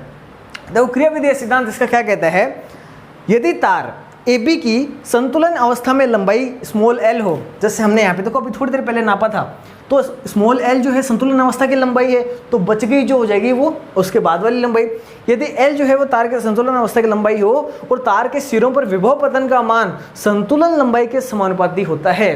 विभव पतन आप सभी जानते हो, हमने कल ही बात करी थी, जो हमने लूप या पाश का नियम पढ़ा था उसके अंदर हमने देखा था कि विभव पतनों का जो कुल योग है वो परिपथ में लगे सभी जो आपके वोल्टेज स्रोत है उनके बराबर होता है, उनके बिजली योग के बराबर होता है। तो विभव पतन को हम लोग देखो यहाँ पे दर्शा सकते हैं मेजरली V से, और विभव पतन A और B बिंदु के मध्य हो रहा है, तो इसलिए मैं इसको क्या लिखूंगा VAB। तो ये जो VAB है ये समानुपाती होता है इस लंबाई के, यानी विभव पतन लंबाई के समानुपाती होने का मतलब क्या है कि लंबाई जितनी ज़्यादा हम लोग लेंगे V का मान उतना ही घटता जाएगा। आप सबको पता है, देखो जो मैंने अभी आपके लिए बना रखा था इसके अंदर तार यूं यूं यूं यूं ऐसे घूम रहे थे। अब यहाँ से अगर मैंने इसको वोल्टेज स्रोत से जोड़ा तो यहाँ से यहाँ तक इसका प्रतिरोध कुछ होगा, जब मैं और आगे जाऊँगा तो प्रतिरोध लगातार बढ़ता जाएगा। यानी ये जो L है जिसके लिए इस G के अंदर विक्षेप शून्य आता है, तो मान लो ये L मेरे को यहाँ पे प्राप्त हुआ, अगर ये L मुझे और आगे प्राप्त होता तो V का मान और घट जाता। यानी ये जो आपके वोल्टा पतन हो रहा है, पतन का मतलब है कमी जो आ रही है, ये असल में कमी इस लंबाई के समानुपाती हो रही है। लंबाई जितनी ज़्यादा उतनी ज़्यादा वोल्टा में कमी। तो असल में इसका सिद्धांत वो यही है तो शून्य विक्षेप विधि पर आधारित एक युक्ति, लेकिन इसका सिद्धांत और क्रियाविधि क्या कहती है कि जो वोल्टा पतन है वो इसकी लंबाई के क्या होगा, समानुपाती होगा। तो जब ये समानुपाती का निशान हम यहाँ पे हटाते हैं तो यहाँ पर एक देखना नियतांक आता है हमारे पास VAB बराबर। हमेशा मेरे प्यारे मित्रों जब भी हम कभी फिजिक्स पढ़ते हैं तो दो ही चीज़ें आती है समानुपाती का निशान हटाने पर, एक तो बराबर का निशान और एक हमारा नालायक गरीब नियतांक। तो देखना बराबर का निशान तो आ गया ये, और हमारे लिए नियतांक यहाँ पर आ गया x, और मैं यहाँ पे लिख रहा हूँ जो हमारा L है पहले से बेचारा प्यारा दुलारा वो पड़ा हुआ L। ये x नया नियतांक क्या कहते हैं इसको, तो इसी x को हम लोग बोलते हैं विभव पतन। क्या होगा ये विभव पतन, यानी वोल्टा के अंदर कितनी कमी आई, कितनी गिरावट आई, उसी विभव पतन का नाम क्या है हमारे लिए यहाँ पर x है। देखो यहाँ पे अगर आप x की वैल्यू निकालो तो बहुत आसान है, बहुत आसानी से आप लोग यहाँ पे इसको लिख सकते हो, x बराबर VAB बटा L। कैसे आया, इस x को यहीं पे रखना है, L को इसके बट्टा में भेज देंगे, तो x बराबर VAB बटा L बचेगा, तो हमारे लिए फॉर्मूला आ गया। यही देखो इसकी क्रिया विधि और सिद्धांत का काम करने का प्रयास करता है। अब देखना, यदि तार AB में प्रवाहित धारा I तथा प्रतिरोध R हो, यानी ये जो आपका तार AB है इसमें जो धारा प्रवाहित हो रही है इस वाले बैटरी कारण, वो कितनी हो, स्मॉल I हो, जो कि मैंने आपको लिख के दे रखा है स्मॉल I हो। यहाँ पे मैंने कैपिटल I लिखा है, आपके लिए जो मैंने डायग्राम बनाया था उसके अंदर स्मॉल I मैंने लिख रखा है, और जो आपका हम यहाँ पे डेरिवेशन करें उसके अंदर भी स्मॉल I ले रहे हैं, तो उसको भी मैं स्मॉल I कर देता हूँ ताकि आपको नोट्स में कुछ अलग ना दिखे। ये मैंने स्मॉल I कर दिया। अब वही बात जो रिपीट करता हूँ मैं दोबारा से, यदि इस तार AB के अंदर प्रवाहित धारा का मान स्मॉल I हो, ये वाली जो बह रही है, और इस तार का जो प्रतिरोध है वो स्मॉल r हो, तो आप सभी जानते हो V बराबर होता है IR। ओम का नियम, हमारा प्यारा दुलारा जो ओम का नियम है वो हमें कहता है V बराबर IR। अब ये I कौन सा, V कौन सा, VA और B के मध्य हम लोग ले रहे हैं, तो VAB मैंने लिख दिया। I कौन सी, वो धारा जो यहाँ पे बह रही है, और R क्या चीज़ है, इस तार का प्रतिरोध है। आप सभी जानते हो इस बात को। अब आपने क्या देखा भाई कि ये भी VAB के बराबर, और असल में जो हमारा फॉर्मूला आया था अभी ये भी VAB के बराबर। जब ये VAB के बराबर है और ये VAB के बराबर है, तो नालायक ये XL जो है असल में I और R के बराबर ही तो हुए। भाई ये VAB अगर इसके बराबर है, ये वाला भी VAB सेम ही है, तो ये भी इसके बराबर, तो जब ये इसके बराबर तो ये वाला और ये वाला मान दोनों आपस में बराबर। यानी मैं इसको लिखूंगा IR बराबर, ये स्मॉल I है भाई, मेरा स्मॉल I ऐसे लिखा जाता है, बराबर यहाँ से XL। बताओ मेरे प्यारे मित्रों, इसमें किसी क्वेश्चन का है क्या, ये भी VAB के बराबर था, ये भी VAB के बराबर, तो दोनों आपस में बराबर, तो मैंने लिखा IR बराबर XL। अब देखना कुछ नहीं करना है, यहाँ से आपको खाली और खाली I का मान निकालना है, और I का मान कितना आसान है यहाँ से निकालना, आप सभी लोग जानते हो, ठीक है। यहाँ से आप देखो x का मान निकालो, तो x का मान सीधा सीधा IR बटा ये L इसके बटा में आ जाएगा। अब जैसे मैंने यहाँ से x का मान निकाला, तो देखो इसके बारे में मेरे को ज़्यादा बताने की जरूरत है नहीं, छोटी नॉर्मल सी एक गणित है, उस गणित की बात हमने यहाँ पे की है। उसके आगे I का मान देखो, I ये कौन सा I, जो धारा यहाँ से प्रवाहित हो रही है, किसके कारण, टोटल I। देखो एक तो आपको ये I दिख रही है, साथ में एक और ये भी तो बैटरी लगी हुई है, तो इसके कारण भी जो कुछ ना कुछ V का मान हमारा होगा। साथ ही साथ ये जो आपका तार है, इस तार का प्रतिरोध है, इस तार के प्रतिरोध के अलावा यहाँ पे देखना हम R डैश, एक धारा नियंत्रक जो कि हमने यहाँ पे लगा रखा है RH है, इसका भी प्रतिरोध काम में आएगा। साथ ही साथ ये जो सेल है इसका आंतरिक प्रतिरोध भी तो होगा, तो यहाँ पे पूरा का पूरा जब हम मान लिखेंगे तो धारा का मान हमारे पास आएगा। फिलहाल हम लोग x का मान देखते हैं। x का मान है IR बटा L। पहले तो मैं देखना इसको एक डब्बे में कर रहा हूँ बंद, इसको कोई ना कोई समीकरण नाम देते हैं, इसको समीकरण में 1 दे रहा हूँ, तो इसको समीकरण 2 कह देता हूँ, किसी कोई शंका नहीं है, कोई समस्या नहीं है। अब हम सभी जानते हैं धारा I बराबर, इसको हटा दूं मैं ताकि हमारे पास स्पेस हो जाए। I बराबर क्या होता है, V बराबर IR होता है, तो I बराबर V बटे R। अब V कौन सा, इस वाले परिपथ के लिए हम लोग देखें तो ये E जो हमारा बैटरी हमारे पास लग रही है वो E, तो मैंने लिखा यहाँ पे E बटा, यहाँ पे एक तो R, इस तार AB का प्रतिरोध ये लिखा, प्लस साथ ही साथ जो R डैश इस धारा नियंत्रक का खुद का प्रतिरोध भी तो है, तो ये मैंने लिखा इसको R डैश नाम देके, प्लस जो हमने सेल यहाँ पे काम में ले, सेल का खुद का आंतरिक प्रतिरोध भी होता है, यानी मैंने लिखा यहाँ पे स्मॉल r। तो असल में जो धारा I है इसका मान तो कितना है, E बट्टा R plus R dash plus R। तो जब मैं ये इस I का मान यहाँ पे रखूँगा मेरे प्यारे मित्रों, तो इस X का जो है संपूर्ण फॉर्मूला हमारे पास निकल के आ जाएगा। और जो फॉर्मूला है, जैसे हमने I का मान रखा तो फॉर्मूला क्या बन गया आप सभी के सामने है, मुझे कुछ बताने की जरूरत है नहीं, इसको मैं यहाँ पे लिख दूंगा, कोई समस्या नहीं है इसको मिटा के, क्योंकि हमारे पास ये फॉर्मूला तो आ ही चुका। तो यहाँ पे मैं इसको लिखता हूँ, x बराबर I का मेरे प्यारे मित्रों मान बताओ मुझे, I का मेरे प्यारे मित्रों मान है E बटा R plus R dash plus R। जैसे ये ब्रैकेट वन बंद किया तो यहाँ पे R बटा L भी तो बच रहा है, तो मैंने यहाँ पे लिखा, इसको संपूर्ण ही क्लीन कर देता हूँ, ये लो क्या बचेगा R बटा L हो रहा है, तो ये आ गया R बटा L। तो ये क्या आ गया मेरे प्यारे मित्रों, इस विभव पतन का मान आ गया। x क्या चीज़ है, विभव पतन। अब यहाँ पे आपने क्या देखा, यदि आपका जो इस धारा नियंत्रक है इसका प्रतिरोध हम लोग करते हैं 0, आपका सेल है इसको मैं एक आदर्श सेल मान ले। आदर्श सेल कौन सा होता है, जिसका खुद का आंतरिक प्रतिरोध होता है 0। तो जब इसके लिए स्मॉल r का मान 0 हो जाएगा, इसके लिए r डैश का मान 0 हो जाएगा, तो यही देखना आपका फॉर्मूला क्या बन जाएगा मेरे प्यारे मित्रों, कि x बराबर ये आपका E तो रहेगा, आर है वो रहेगा बट्टा नीचे वाला देखना ये जीरो दोनों जीरो हो गए, तो खाली और खाली क्या बचा आर और एक एल है यहाँ पे। जब मैं इस आर को इस आर से काट दूंगा मेरे प्यारे मित्र, तो कितना आसान सा एक सवाल बचेगा, ये एक्स बराबर आपका ई बट्टा एल, और यही क्या है हमारी विभव प्रवणता। और यहीं से एक हमने फॉर्मूला भी देखा था पहले, आपको यदि याद हो तो हमने एक डेरिवेशन किया था जिसके अंदर हमने वाला फॉर्मूला भी काम में लिया था। तो x बराबर ई बटे एल, एकांक लंबाई की जो आपके विद्युत क्षेत्र की तीव्रता थी ना, उसको हमने v से लिखा था। हमने जो इसी चैप्टर का पिछला पार्ट था वहाँ पे हमने इस वाले फॉर्मूले को काम में लिया था, यहाँ पे x की जगह वहाँ पे हमने v काम में ले रखा था। ठीक है, तो मेरे प्यारे मित्रों ये था आपका क्या चीज़, विभव मापी। तो विभव मापी है, ये विभव मापन की एक युक्ति है जो कि वोल्ट मीटर से ज़्यादा सुग्राही होती है। ये शून्य विक्षेप विधि के सिद्धांत पर आधारित होती है। और इसके अंदर होता क्या है, असल में ये जो AB के मध्य तार है ये 10 मीटर लंबा तार होता है, मैग्नीन यूरेका या कॉन्स्टेंटन का बना हुआ। इस तार के अलावा जो ये आपका प्राइमरी सर्किट है, प्राथमिक परिपथ है, ये आपका द्वितीयक परिपथ। इसके अंदर देखना, द्वितीयक परिपथ के अंदर हम एक छोटी सी बैटरी जोड़ते हैं, सेल जोड़ते हैं, सॉरी, एक गैल्वेनोमीटर और एक जॉकी के द्वारा इसको जोड़ते हैं। तो संतुलन की लंबाई होती है वो हम देखते हैं, और ये जो संतुलन की लंबाई हमें L प्राप्त होती है, असल में ये विभव प्रवणता के समानुपाती होती है। तो हमने इसको ऐसे लिख दिया और यहाँ से हमने आगे प्रोसेस की, जिससे हमने जो x का मान है फाइनली वो ये वाला प्राप्त किया है। उम्मीद करता हूँ बड़ा शानदार तरीके से आपको क्लियर हुआ होगा। अब इसी को हम देखो थोड़ा और आगे बढ़ाते हैं। यही जो आपने विभव मापी अभी पढ़ा है, इसके कुछ एप्लीकेशन है, इसके कुछ उपयोग है जिनको हम अभी देखेंगे। एक इससे पहले आता है विभव मापी का मानकीकरण, इसको मैं आपको पढ़ के बता देता हूँ, बहुत आसान सा है। अच्छा, इसको हमने विभव प्रवणता नाम दिया, विभव पतन है ना, इसी को हमने नाम दिया विभव प्रवणता ई बटे एल। विभव मापी का मानकीकरण आपको केवल और केवल पढ़ के बता रहा हूँ, बहुत आसान सा, आपको समझ में आ जाएगा तुरंत ही सुनते ही।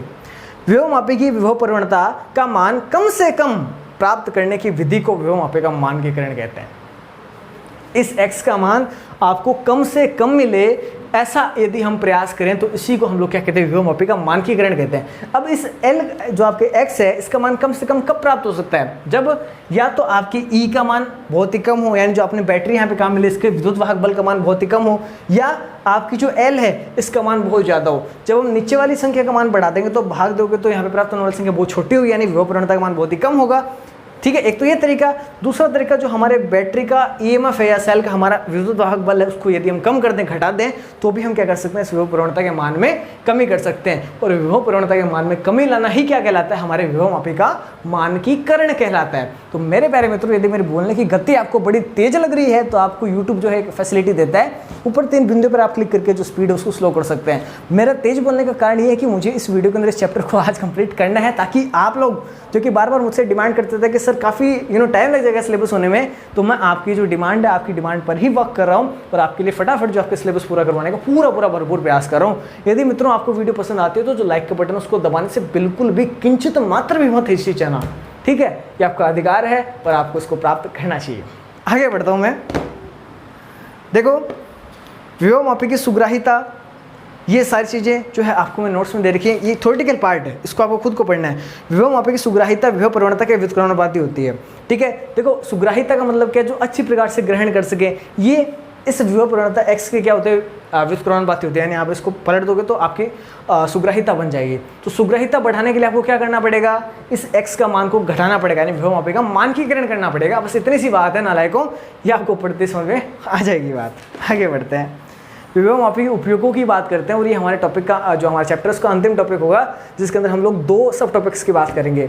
विभव मापी के जो उपयोग है, 2 उपयोग हमारे सिलेबस के अंदर है। पहला उपयोग तो है 2 अलग अलग सेलों के विद्युत वाहक बलों की तुलना करना, और दूसरा इसका उपयोग है किसी सेल का आंतरिक प्रतिरोध ज्ञात करना। तो किस प्रकार से हम लोग ज्ञात करते हैं, आपको इसी डायग्राम से मैं बताने जा रहा हूँ। तो देखिए मेरे प्यारे मित्रों, इसको मैं यहाँ से तो कर देता हूँ रब, यानी क्लीन, और हमारे जो काम का फॉर्मूला है उसको मैं रख लेता हूँ। बाकी की बात हम करेंगे इसी बोर्ड के ऊपर। अब देखना, पहला हमारा टॉपिक है 2 सेलों के विद्युत वाहक बलों की तुलना करना। बाकी डायग्राम बिल्कुल से सेम टू सेम है। यहाँ पे हमने जो एक सेल लगा रखा है इसको मैं नाम देता हूँ E1, और यहीं से एक दूसरा सेल भी लगाऊंगा जिसको भी नाम देता हूँ मैं E, लेकिन E2। इसके साथ भी हम लोग क्या करेंगे, गैल्वेनोमीटर जोड़ेंगे। अब 2 अलग अलग गैल्वेनोमीटर हमारे पास क्या पता लैब में हो नहीं, तो हम सीधा एक गैल्वेनोमीटर से काम चला लेंगे। कैसे चलाएंगे, सेम वही सर्किट है, पहले एक ही जुड़ा हुआ था, अब 2 जुड़ जाएंगे। तो इसका जो तार है, इसका जो तार है, इनको मैं यहाँ रखता हूँ, और ये एक तार जो कि हमारा पहले गैल्वेनोमीटर था ना, उससे जोड़कर ये लो ऐसे। ये पहले सेम टू सेम था, पहले ये तार खाली से जुड़ा हुआ था। अब हमारे पास इसके अलावा एक और नया ऑप्शन आ गया ना, तो हमने क्या किया, देखो कितना आसान है, मैंने आपको कितनी आसान बना दी फिजिक्स आप लोगों के लिए, कि जो तार पहले अकेले के साथ जुड़ा था, अब हमने कहा कि नहीं बेटा, अब तो अकेला नहीं है, अब एक ये भी तो है। अब ये किसके पास जाएगा, वो हमारी मर्जी है। हमने इस तार को बीच में रखा, इस तार को अलग रखा, इस तार को अलग रखा। अब यदि हमारी इच्छा हुई कि हमें इस गैल्वेनोमीटर को इसके साथ जोड़ना, तो हमें कुछ नहीं करना, एक कुंजी बीच में डालेंगे जिससे ये जो है इसके साथ संपर्क में आ जाएगा। या हमारी इच्छा होगी नहीं ये तो बड़ा नालायक है, इसके साथ कोई छेड़छाड़ नहीं करें, लेकिन हम तो इस गैल्वेनोमीटर को इसके साथ जोड़ेंगे, तो हमें क्या करना होगा, जो कुंजी है उसको उसके मध्य लगाएंगे और ये दोनों आपस में जुड़ जाएंगे और ये वाला जो आपका सेल दूसरे वाला है वो परिपथ में आ जाएगा। तो आपकी जो इच्छा हो आप उसको जोड़ सकते हो। इसको हम नाम दे सकते हैं x, इसको y और इसको z। आपकी जो इच्छा हो वो नाम इसके अंदर दे सकते हो, 1 2 3 भी लिख सकते हो, कुछ भी आपकी जो इच्छा है, आप अपना नाम भी लिख सकते हैं, यहाँ पे कोई समस्या वाली बात नहीं। ठीक है, आगे बढ़ते हैं। देखो इसको मैं आपको पढ़ के बताता हूँ। जिन दो सेलों के विद्युत वाहक बलों की आपको तुलना करनी होती है उन्हें चित्रानुसार इस परिपथ के अंदर जोड़ते हैं, द्वितीयक परिपथ के अंदर। सर्वप्रथम x और z के मध्य कुंजी लगाते हैं। तो देखना इसमें जो मैंने नोट्स में आपको दे रखा है उसमें मैंने आपको बीच वाले को z मान रखा है। मैंने क्या किया, इस वाले को x मान लिया, इस नीचे वाले दूसरे सेल को मैंने y मान लिया और इस बीच वाले को z नाम दे दिया। तो आपको नोट्स के अकॉर्डिंग, चूंकि मैं इतने देर से पढ़ाने लग रहा हूँ तो एक बार थोड़ी सी और मैं एडिटिंग काट छाट कर लेता हूँ यहाँ पे, ताकि आपको किसी प्रकार की कोई शंका या समस्या का सामना न करना पड़े। तो x है, y है और बीच में कौन है, z। सबसे पहले हमारे नोट्स के अकॉर्डिंग हमने क्या किया, इस x को z के साथ जोड़ा, यानी इनके बीच में हमने कुंजी लगाई। फिर देखो क्या हुआ, तो E1 सेल परिपथ में आ जाता है और अभी भी हमने जो फॉर्मूला देखा था, यहाँ से E बराबर XL हो जाएगा ना, गुणा होके। देखो अगर मैं इस L को इधर भेजूंगा तो E बराबर XL, थोड़ी देर पहले हमने ये सेम फॉर्मूला निकाला भी था, E बराबर XL, तो वो फॉर्मूला आ गया। हम बात करें पहले वाले सेल के लिए, तो E कौन सा, पहले वाला यानी E1 बराबर XL। अब X कौन सा, यहाँ पे देखना x भी कौन सा हुआ, पहले वाले सेल के लिए और दूसरे वाले सेल के लिए। x है विभव प्रवणता, जो कि हम लोग इससे नापते हैं, तो x तो कॉमन रहेगा, लेकिन जो L ये हमारी जो जोकी लगेगी ना, वो हर जगह अलग अलग हमें विक्षेप देगी। तो L का मान हर बार अलग अलग होगा। तो इस पहले वाले सेल के लिए हम लोग लिखेंगे इसको L1। ठीक है, फिर अगली केस में हमने क्या किया कि ये जो आपकी कुंजी थी जो पहले x z के मध्य लगाई थी, अब इसको यहाँ से तो निकाल लेंगे और z और y के मध्य जोड़ देंगे। तो जैसे हम जोड़ेंगे तो ये क्या बन गया, दूसरे सेल के लिए E2 बराबर XL2, समीकरण नंबर 2। कितना आसान है ना।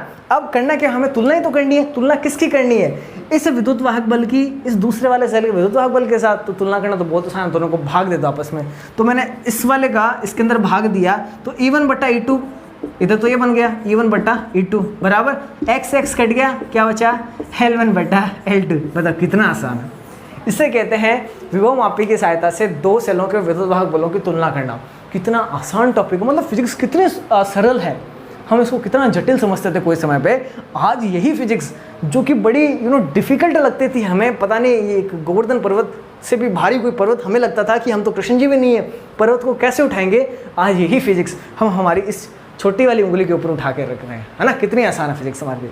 तो मेरे प्यारे मित्रों, ये था हमारा एक टॉपिक, एक विभव मापी का अनुप्रयोग, जिसके अंदर हमने जाना दो सेलों की विद्युत वाहक बलों की हम तुलना किस प्रकार से कर सकते हैं। आगे बढ़ते हैं, अगला हमारा टॉपिक है इसी विभव मापी से संबंधित प्राथमिक परिपथ वही सेम है, क्या चेंज होगा, इस द्वितीयक परिपथ में चेंज होगा। टॉपिक का नाम सुने, किसी सेल के आंतरिक प्रतिरोध को ज्ञात करना। आंतरिक प्रतिरोध आपने पढ़ा था पहले। अब इस आंतरिक प्रतिरोध को ज्ञात करेंगे, मान लो इसी सेल के हमें करना है, तो इसको मैं ई नाम देता हूँ, क्योंकि इस बार 2 वाला तो लफड़ा है नहीं। अब देखना आंतरिक प्रतिरोध हम लोग कैसे ज्ञात कर लेते हैं, बहुत ही आसान से है। फिर से वो क्या करूँगा मैं, यहाँ पे वही आपका जो गैल्वेनोमीटर था ना उसको जोड़ दूंगा और वही जो किया, यानी आगे तो कोई चेंज होगा ही नहीं। पहले यहाँ पे हमने 2 सेल जोड़ दिए थे, अब वही एक सेल आ गया। अब इस सेल का आंतरिक प्रतिरोध हमें ज्ञात करना है। जिस भी किसी सेल का आंतरिक प्रतिरोध आपको ज्ञात करना हो, उस सेल के जो दोनों सिरे हैं ना, वहाँ पर एक उच्च प्रतिरोध जोड़ दो। उच्च प्रतिरोध, यहाँ पे हम एक उच्च प्रतिरोध का डब्बा जोड़ते हैं, जिसको हम लोग बोलते हैं HRB। इस HRB की फुल फॉर्म सुनना, हाई रेजिस्टेंस बॉक्स, यानी प्रतिरोध बक्सा कौन सा, जिसके अंदर उच्च प्रतिरोध आपको मिल सके। तो ये मैंने यहाँ से जोड़ा, ये लो, इस सेल के दोनों किनारों पे मैंने क्या कर दिया, एक उच्च प्रतिरोध का बक्सा जोड़ दिया। अब हम क्या करेंगे, यहाँ से प्रतिरोध भी निकालते जाएंगे और फिर इसको चेक करेंगे। तो इसको देखो, समझते हैं, समझने का प्रयास करते हैं। टॉपिक का नाम है विभव मापी की सहायता से किसी सेल का आंतरिक प्रतिरोध ज्ञात करना।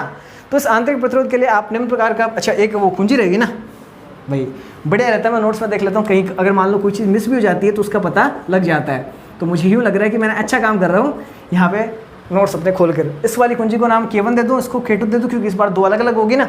अब बात करते हैं इसकी, जिस सेल का आंतरिक प्रतिरोध ज्ञात करना होता है उसे एक प्रतिरोध बॉक्स RB व कुंजी K2 के साथ में जोड़ देते हैं।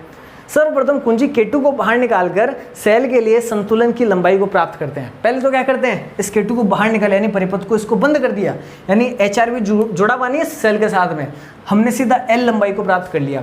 L का मान हमने प्राप्त किया और मान लिया पहले जो है L का मान हमें प्राप्त हुआ L1, तो हमने E बराबर क्या लिख लिया x L1। E क्या चीज़ है, इसका विद्युत वाहक बल। ये पहले केस में हमने बात करी है E L1। अगले केस में क्या करेंगे, इस कुंजी को हम लोग लगा देंगे यानी परिपथ को चालू कर देंगे। चालू करने का मतलब है अब ये जो उच्च प्रतिरोध आपने निकाला है वो इस सेल के साथ में समांतर क्रम में जुड़ गया। अब जैसे ही वो जुड़ा तो सीधी सी बात है इससे E का मान चेंज होगा, और E का मान चेंज होगा तो आपके लिए जो संतुलन की लंबाई L है वो आपको चेंज हुई मिलेगी। तो आप इस स्थिति के अंदर जैसे ही अगला मान देखेंगे तो यहाँ पे विभव प्रवणता आपको दिखेगी। V का मान देखो पहले ये सेल खुला था, अब इसके लिए मैं E की जगह V को काम में ले रहा हूँ और ये V क्या बन जाएगा XL2, क्योंकि आपके लिए संतुलन की जो लंबाई वो हो चुकी चेंज। आप इसको देखो V नहीं लिख के इसको E1 और E2 भी लिख सकते हो, कोई समस्या वाली बात नहीं है। आपकी जो इच्छा आप वो लिख सकते हो। आप फिजिक्स को देखो समझने का प्रयास करें, ये नहीं कि मैंने यहाँ पे E और V लिख दिया तो आप E और V लिखो। आपको समझना है कि ये आपका पहले विद्युत वाहक बल था और ये अब आपका विद्युत वाहक बल हो गया, ठीक है। या टर्मिनल वोल्टेज भी आप इसको बोल सकते हो, कोई समस्या वाली बात नहीं है। आगे मैं बढ़ता हूँ, किसी सेल का आंतरिक प्रतिरोध हम सभी जानते हैं, हमने पिछले चैप्टर के अंदर आंतरिक प्रतिरोध को ज्ञात किया था, तो हमारे लिए आंतरिक प्रतिरोध मिला था, हमें यहाँ पे लिख देता हूँ R बराबर E माइनस वी बट्टा हमारे पास क्या आया था उस समय V, हाँ, गुणा R, ये हमारे लिए आंतरिक प्रतिरोध का मान उस समय आया था। तो उस आंतरिक प्रतिरोध को देखना हम लोग यहाँ पे इंप्लीमेंट करने का प्रयास करते हैं। आंतरिक प्रतिरोध स्मॉल r, जिसका फॉर्मूला हमने देखा E माइनस वी बटा वी इंटू आर, ये वाला मान आ गया। अब समीकरण 1 और 2 से जो मान है इस नालायक फॉर्मूले r वाले के अंदर रख देते हैं। समीकरण 1 और 2 वाला मान, E का मान रखना वहाँ पे रखता हूँ, तो r बराबर मुझे E का मान रखना XL1 माइनस V का मान मैं रखता हूँ वहाँ पे XL2 बट्टा V का मान XL2 into capital R। x और x दोनों के अंदर कॉमन है, जैसे मैं कॉमन लूंगा यहाँ से तो ये निकल गया बाहर, ठीक है, और यहाँ पे बाहर निकला तो इस x से नीचे वाला x पे काट सकता हूँ, कोई समस्या नहीं है। क्या बचा L1 माइनस L2 बट्टा L2 गुणा R, यही हमारे लिए क्या है, इसी सेल के विद्युत जो आंतरिक प्रतिरोध उसका मान आ गया, यानी R बराबर ही मान आपके पास आया निकल के, मार्क कर लेता हूँ चेंज, R बराबर L1 माइनस L2 बट्टा L2 इंटू R, यही है किसी सेल के आंतरिक प्रतिरोध का मान। मेरे प्यारे मित्रों, इस प्रकार से हमारा चैप्टर भी पूरा हो गया और हमारा इतना शानदार सा जो चैप्टर था, मैंने आपको पहले कहा था, बहुत ही शानदार सा एक चैप्टर है जिसके अंदर हम लोग बहुत ही शानदार चीज़ें पढ़ेंगे। ये सारा का सारा आपके प्रैक्टिकल के अंदर है। क्लास 12 के अंदर आपके जितने प्रैक्टिकल्स हैं उन सब प्रैक्टिकल्स की हम लोग चर्चा भी करें साथ साथ में। ये आपका एक तरीके का प्रैक्टिकल जो कंप्लीट होता है। इसके अलावा बहुत सारे ऐसे प्रैक्टिकल जो हमारे सिलेबस के अंदर है, हम सेमीकंडक्टर डिवाइसेस पढ़ेंगे, अर्धचालक युक्तियाँ, जिनके अंदर भी आपके जो प्रैक्टिकल होते हैं वो शामिल है। हम ACDC वाला चैप्टर जब पढ़ेंगे तो उसके अंदर भी आपका प्रैक्टिकल है। बहुत ही शानदार से चैप्टर है और बहुत ही शानदार तरीके से हम लोग आगे भी इस प्रकार से पढ़ेंगे। उम्मीद करता हूँ आपको वीडियो जो पसंद आई होगी। अगर ऐसा है तो आप वीडियो को देखो, लाइक करने से बिल्कुल किंचित मात्र भी नहीं शंकाना और वीडियो को ज़्यादा से ज़्यादा लोगों तक शेयर करना और ज़्यादा से ज़्यादा लोगों तक जोड़ने का प्रयास करना। मेरी स्पीड आज बहुत ज़्यादा तेज़ रही है, कारण सिंपल सा था, मेरे को आपको चैप्टर करवाना था आप लोगों की सहूलियत के लिए। तो यदि आपको स्पीड बहुत ज़्यादा लगती है तो आप जो YouTube का फीचर है उसको काम में लेके जो वीडियो की स्पीड है उसको कम कर सकते हो। लेता हूँ, देखो फिलहाल तो अलविदा, मिल लेंगे हम अगली वाली वीडियो के अंदर, जिसके अंदर हम लोग आगे वाले चैप्टर की बात करेंगे, बड़े विस्तार से, बड़े डिटेल से, बड़े चाव से, बड़े लगन से, बड़े मन से, बड़े तन से, बड़े धन से तो नहीं यार, आपसे मैं पैसे थोड़ी ले रहा हूँ, फ्री ऑफ कॉस्ट, ठीक है। जो नोट्स सब आपको मिल चुके और बहुत ही शानदार तरीके से आप लोग जो पढ़ाई करें। और इस संडे को जो हमारा टेस्ट होगा, सैटरडे को जो हमारा टेस्ट होगा सुबह 10 बजे लाइव, उसके अंदर आप सभी लोग जो है भागीदार बने। धन्यवाद। जय हिंद, वंदे मातरम।